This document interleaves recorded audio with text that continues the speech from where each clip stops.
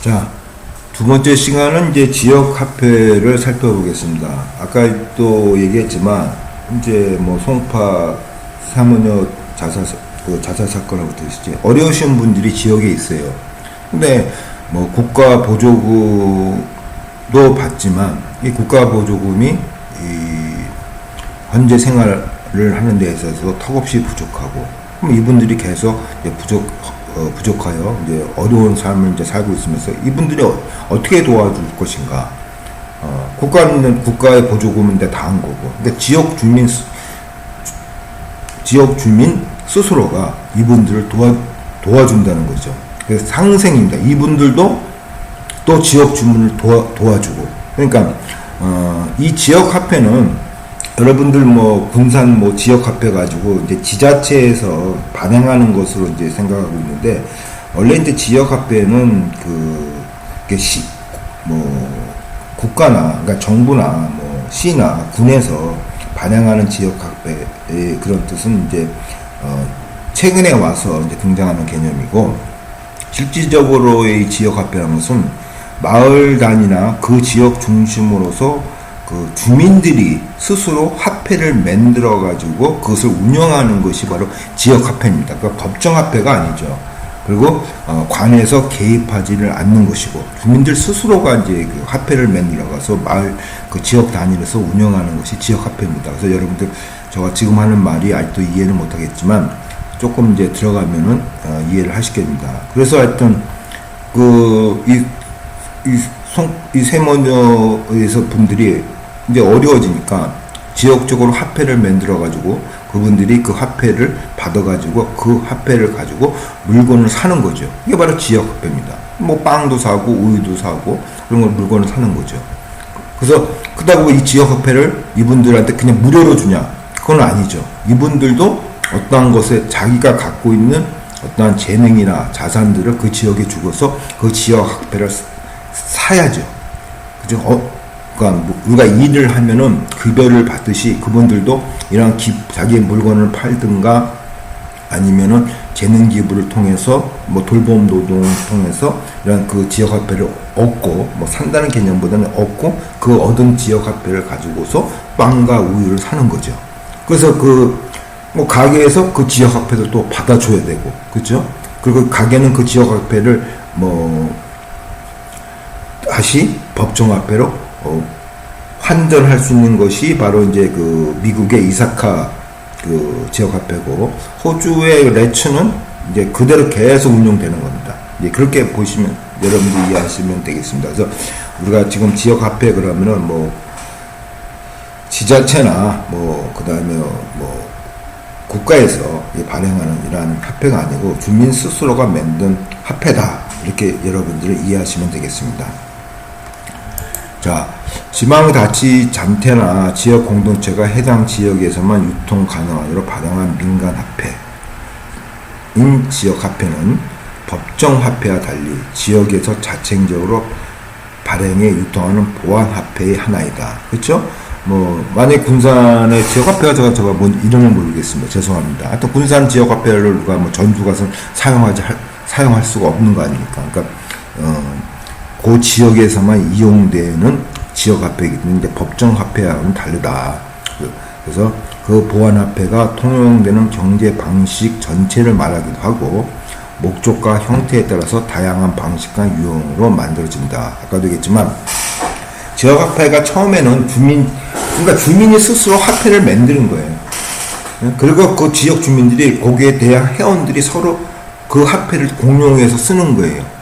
거기 이제 지역 화폐로 시작했다가 이제 뭐 좀 코로나 문제, 그 다음에 뭐 경제적인 어려운 문제가 닥칠 때마다 이제 그 지역의 상권을 활성화시키고자 도 차원이나 시 차원에서 지역 화폐를 상품권 형태로 발행해서 상권을 활성화시키는 그러한 두 가지 모습을 볼 수가 있죠. 그러니까 이 모든 것을 다 우리는 지역 화폐라고 할 수가 있고, 조금 전에도 얘기했지만 실질적인 어떻게 보면 그 정의를 보면은 이제 적극적 정의에서는 주민 스스로가 만드는 것이 지역화폐고, 포괄적 정의 개념에서는 이제 시나 이런 지방자치대가 발생하는 발급하는 상품권 형태의 지역화폐도 지역화폐다 이렇게 볼 수가 있겠습니다.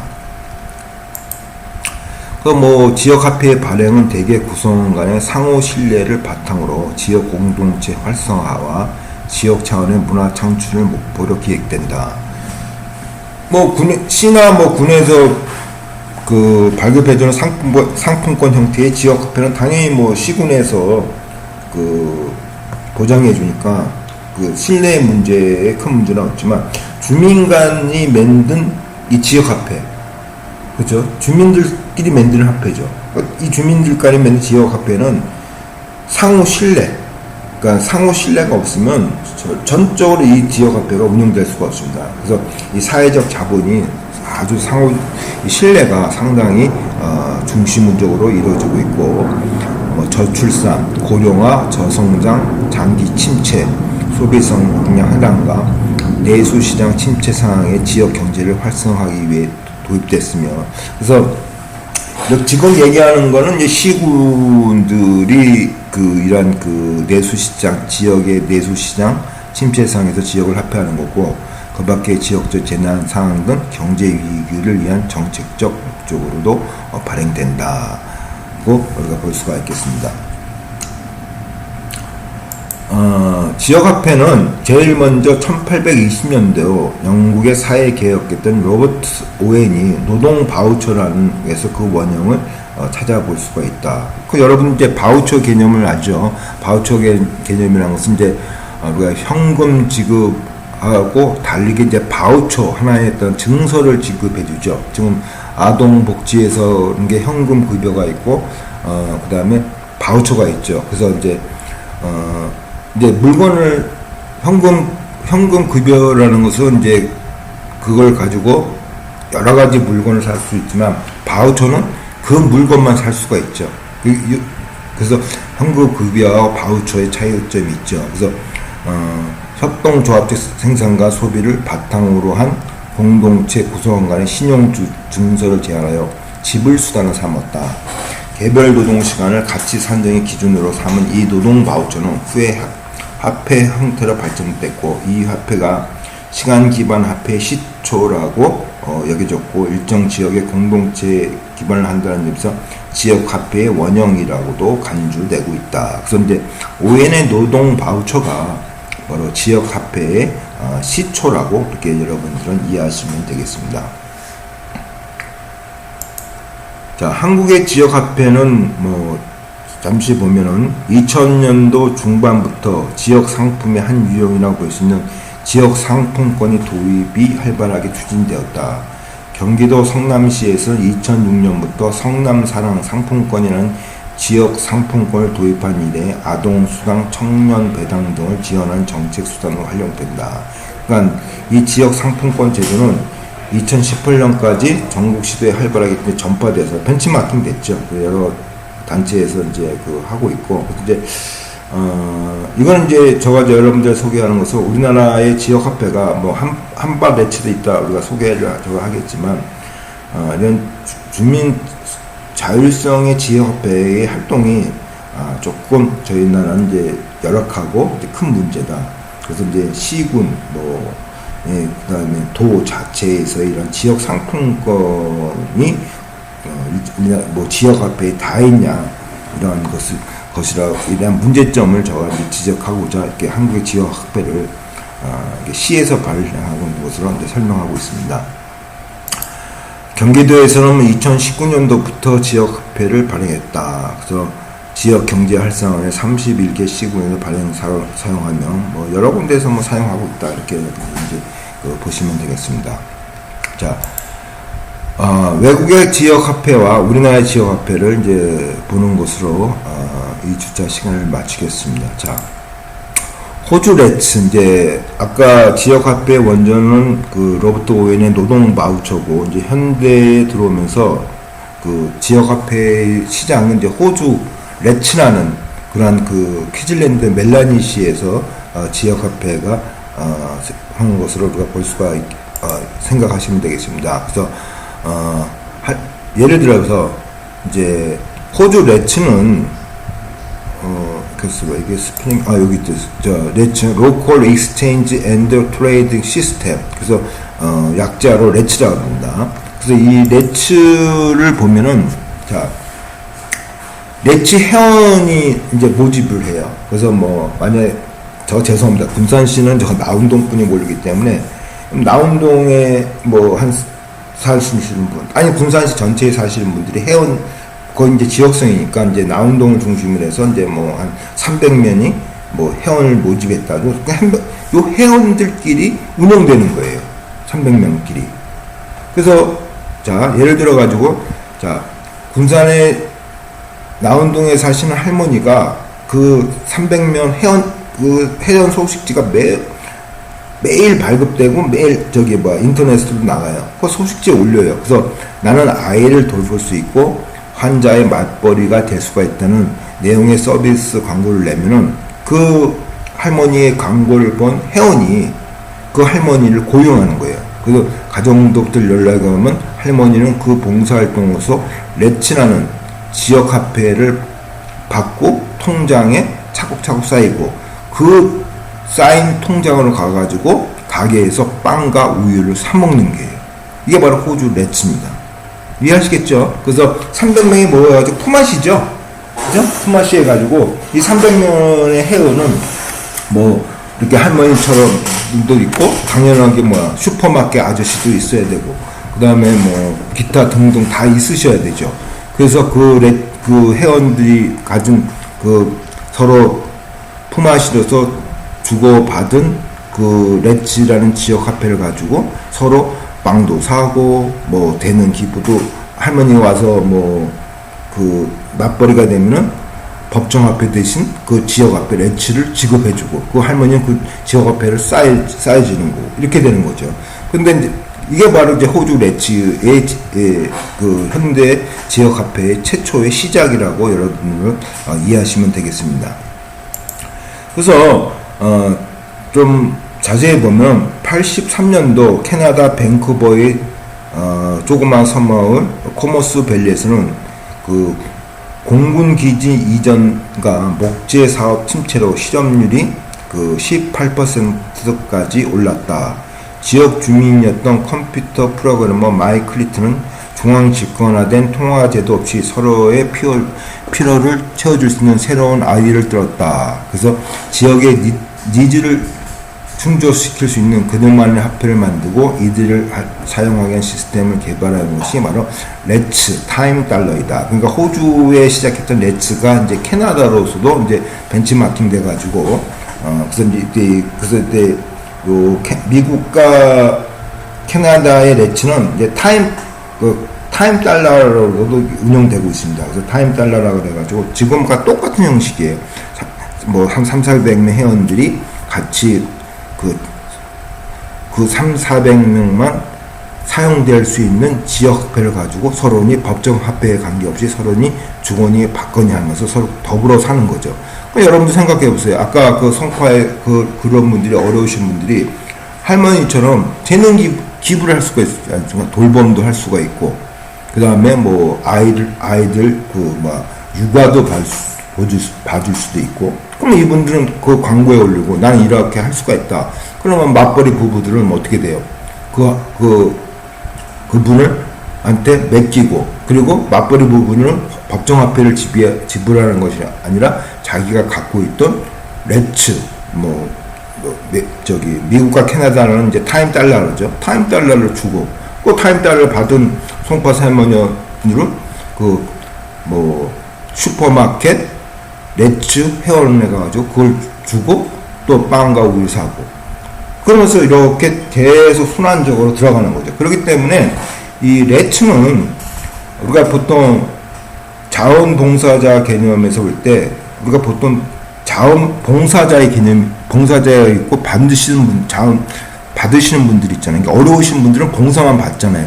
이런 개념이 아니라 이 어려우신 분도 바로 봉사를 할 수 있는 이런 상호 교환적인 개념에서 이 지역화폐가 운영된다는 것을 우리가 볼 수가 있겠습니다. 그 진정한 이게 어떻게 보면 자원봉사에서는 이 상호 교환적인, 그러니까 봉사자가 바로 피봉사자가 될 수 있고, 봉사자와 피봉사자 간에 서로 상호 교환이 되는 이러한 것으로 이제 자원봉사론에서 설명을 하고 있습니다. 하여튼 이런 식으로 운영되고 있고, 지금은 참여회원 중심으로 운영된다. 그래서 지역화폐회원은 가입 즉시 자기 이름의 계좌를 개설하는데 잔액이 0으로 시작하지만 누구나 화폐를 발생할 수 있다. 마이너스 거래도 처음에는 아무것도 못하니까 마이너스 거래도 가능하죠.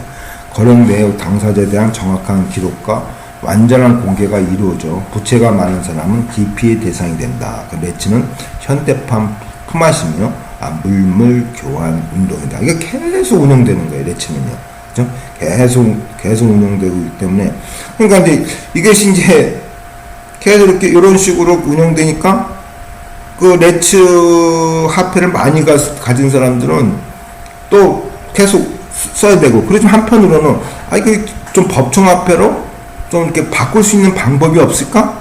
그런 또 사람 욕심이 생기잖아요. 그죠? 너무 지역화폐에서 주거니 받거니 하니까 이걸 좀 법정화폐로 바꾸면은 좀 더 레츠 지역화폐가 더 활성화되지 않냐. 이제 그런 개념이, 그런 것이 생각되고, 그래야 것을 이제 만든 것이 바로 이사카. 그죠? 그래서 이사카 아워즈입니다. 그러니까 레츠하고 이사카 아워즈의 차이는 뭐냐면은, 레츠는 법정화폐로 교환이 안 돼요. 익스체인지가 안 되고, 이사카 아워즈는 바로 많이 쌓이면 법정화폐로 교환을 할 수 있게끔 만들었어요. 그러니까 어떻게 되면 이 법정화폐와 지역화폐를 융합한 것이 바로 이사카 아워즈입니다. 그래서 저희 나라에서도 이 이사카 아워즈로서 이제 한발 레츠가 지금 거의 이제 이사카 아워즈 형태로 이제 변형돼서 운영되는 걸로 우리가 보고 있고,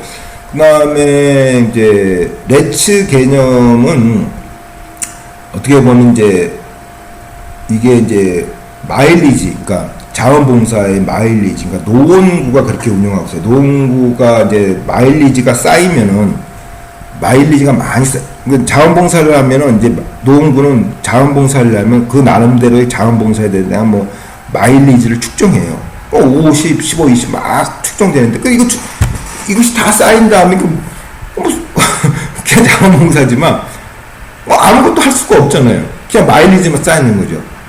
그러니까 자원봉사에 대한 흥미가 떨어지니까 어느 정도의 마일리지가 쌓이면은 그거를 물건을 살 수 있는 마일리지를 교환시켜줘 그래요. 그래서 이게 자원봉사의 정체성의 침해다 이렇게 비난하는 사람도 있지만, 저는 개인적으로 볼 때는 자원봉사만 계속 하다가 보면 그 마일리지 쌓이면은, 이게 내가 이 마일리지 갖고 빵도 사 먹고 우유도 사 먹으면은 또 그것도 괜찮은 것 같아요.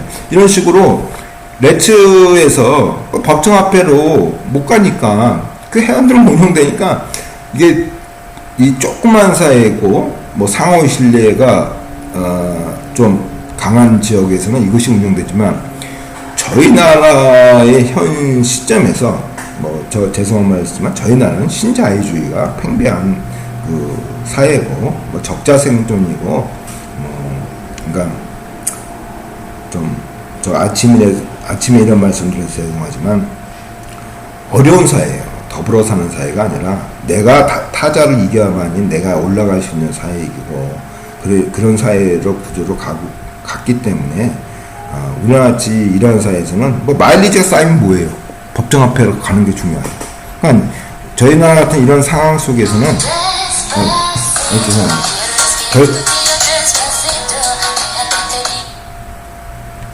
저희 나라 같은 이런 상황 속에서는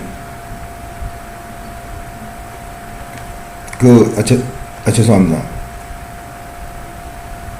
저희 나라 이러한 상황 속에서는 이사카 아워즈가 좀 더 활동성을 갖는 데는 적합하다고 생각하고 있습니다. 이제 그렇게 여러분들이 이해하시면 되겠습니다. 또 이사카 아워즈가 그래서 요건 이제 이사카 아워즈에 대한 이런 설명서입니다. 이게 좀 죄송합니다. 이게 좀 바삐 하느냐고 정리가 안 됐습니다. 그래서 요 정도는 여러분들이 이제 읽어보시면은 충분히 이해할 내용이라고 보시면 되겠습니다. 그래서 주민이라면 아까도 했지만 회원 중심으로 운영되면 내치고 이제 지역에 사는 주민이면 누구든지 참여할 수가 있고 그렇죠. 그래서 이사카 아우지를 받고 이것이 쌓이면은 법정화폐로 바꿔줘야 되죠. 그러니까 법정화폐를 바꿔줘야 되니까 법정화폐를 관리할 수 있는 사무국이 있어야 되죠. 그렇죠? 그래서 레츠하고 이사카의 차이는 한쪽은 참여 회원 중심으로 이루어지고 이사카는 뭐냐면은 지역 주민 중심으로 이루어지고 하나는 법정화폐로 교환이 안 되고 하나는 이사카 하우스는 법정화폐로 교환이 되는 이러한 형태로 이루어진다고 보시면 되겠습니다. 그래서 이제 이사카 하우스는 이제 이거 하나 주의할 것은 이제 노동 시간을 단위라는데 노동 시간에 차이가 없어요. 여러분들 뭐 전문직에서 1시간에 노동하고, 그죠? 비전문직에서 1시간에 노동에 대한 우리가 지금 단가는 노동 임금이죠. 임금 차이가 있지 않습니까? 근데 이사카 아우즈는 그런 차이가 없어요. 이제 그것도 하나 여러분들 주시죠. 전문직이 1시간 하는 노동이나 비전문직 사람이 1시간 노동이나 똑같은 1시간으로 교환을 하는 거에 있어서 이 노동에 대해서 어떤 평등, 결과적 평등을 이뤘다고도 우리가 좀 의의를 찾는 분도 있습니다. 그렇게 볼 수가 있고, 자, 그 다음에 아우즈에 유행해가지고 지금 했던 얘기입니다. 그래서 매체가 다르다. 그다음 아우즈의 발행과 관리는 유통위원회. 아까도 했지만 법정 화폐로 이제 교환을 해줘야 되니까 유통위원회에서 적극적으로 이제 관리하는 것을 우리가 볼 수가 있고, 자, 죄송합니다. 그 다음에 이제 일본 피너츠, 일본 피너츠 지역협회도 참 좀 재밌습니다. 제가 이제 소개를 하겠습니다. 제가 약간 바삐 만들느냐고 조금 수정을 하면서 말씀드리겠습니다. 자, 일본 피너츠 지역협회는 또 재밌어요. 좀 레츠하고는 좀 틀려요. 레츠 틀린데 그 나름대로 우리나라에서도 이걸 좀 도입하면 좋지 않겠냐는 뜻에서 제가 여러분들한테 소개를 합니다.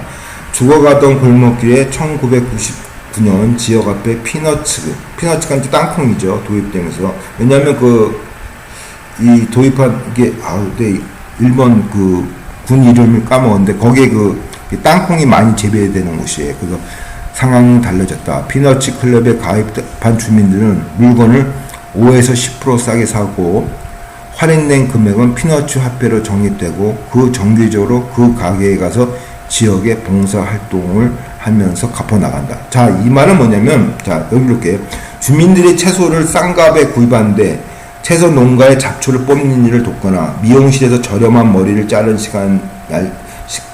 뒤 시간 날 때 미용실을 거들어 주는 방식이다. 한 명이 먼저 시작한 지역화폐 제도는 선풍적 인기를 끌어 11년이 지난 지금 회원이 2,000명으로 늘어났고 덕분에 가게들의 매출도 올랐다. 이 말은 그러니까 일본 피너츠 지역화폐는 뭐냐면은 만약에 내가 머리를 자르는데 100원이에요. 100원인데 법정화폐로 90원 주고 10원은 피너츠로 주는 거예요. 그죠? 그러니까 소비자는 100원에 머리 자를 거는 90원에 자르는 거죠. 근데 10원에 대한 피너츠를 줬죠. 그 10원에 대한 것을 어떻게 한다는 얘기예요? 봉사로 줘.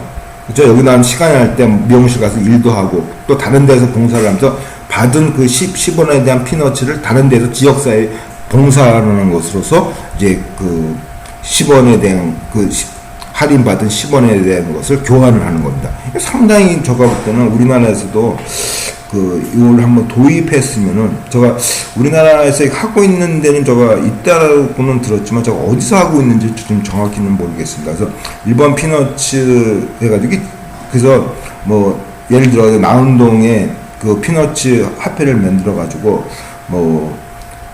슈퍼에서 5,000원어치 물건 사면은 500원은 피너츠 같은 거를 주고 나머지 나운동 가서 슈퍼에서도 봉사도 하고 또 다른 데서도 봉사하면서 할인받은 것을 나는 다시 보상해주고 이런 식으로. 그러면 소비자가 하여튼 10원이든 20원이든 싸게 사니까 자주 이용할 수가 있는 거죠. 다른 데 안 가고.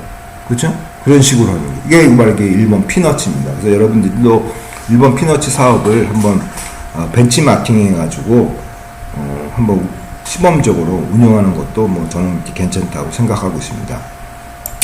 자, 우리나라 지역화폐는 96년도 녹색 평론이 레츠를 소개하면서 이제 시작되었다. 그래서 이제 한반 레츠죠. 그래서 우리나라에서 뭐 지금도 뭐 많이 활성화되고 있습니다. 많이 활성화되고 있지만 여러분들이 한반 레츠를 처음 들어봤다는 사람도 있듯이 그렇게 뭐 이렇게 크게는 이게 확대는 뭐 되지는 못하고 있습니다.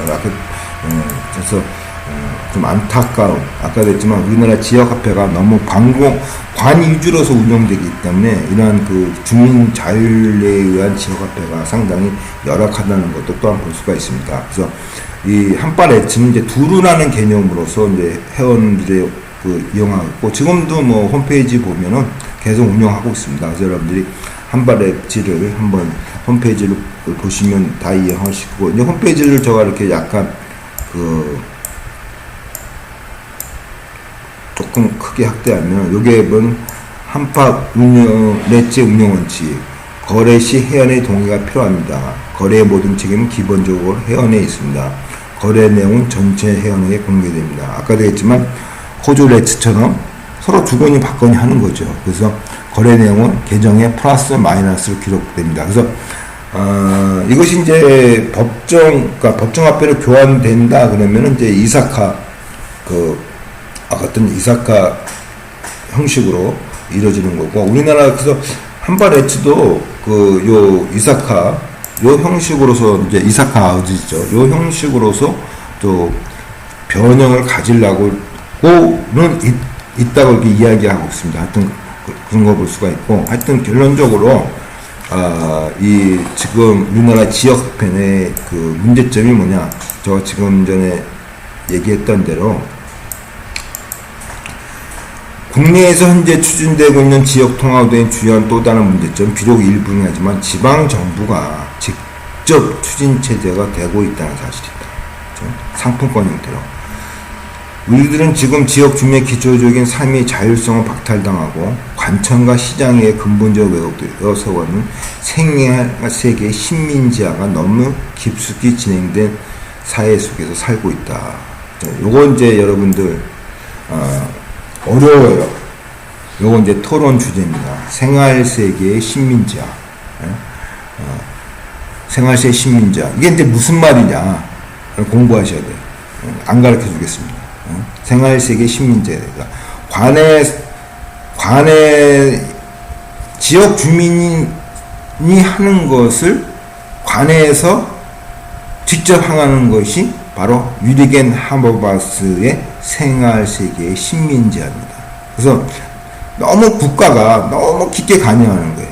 생활세계 식민지화 너무 살고 있다. 이렇게 관가 주민사회에 오래전부터 내려온 수직적 위기 질서를 보살피고 나누는 선물 경제까지 깊이 관여시키는 것은 결코 바람직한 것이라 볼 수 없다. 그러니까 지역화폐의 원뜻이 상품권으로만 지금 생각하고 있죠. 여러분들도 그렇죠. 상품권으로만 생각해요. 이 원뜻이 지금 훼손되는 거예요. 훼손되는 이유가 뭐냐? 바로 생활세계의 식민지화다. 요거에 대해서 알고 너무 어려우니까 제가 풀겠다는 욕심이 가지신 분들은 저한테 전화를 주시든가 와서 하면서 제가 같이 공부하면서 있듯이 묻듯이니까 한번 고민해 보겠습니다. 자, 이것을 풀라 그러면은 유리겐 하버마스 현대사회의 이해를 강의를 듣는 분들한테 유리겐 하버마스의 강의 자료를 받으셔가지고 그걸 푸시면 되겠습니다. 하여튼 그러니까 시험 얘기로 간단히 얘기해서 이 지역화파는 것이 주민 자치에 주민 스스로가 만든 화폐인데 이 관공서가 개입을 해가지고 지역화폐의 원뜻을 훼손하고 있다.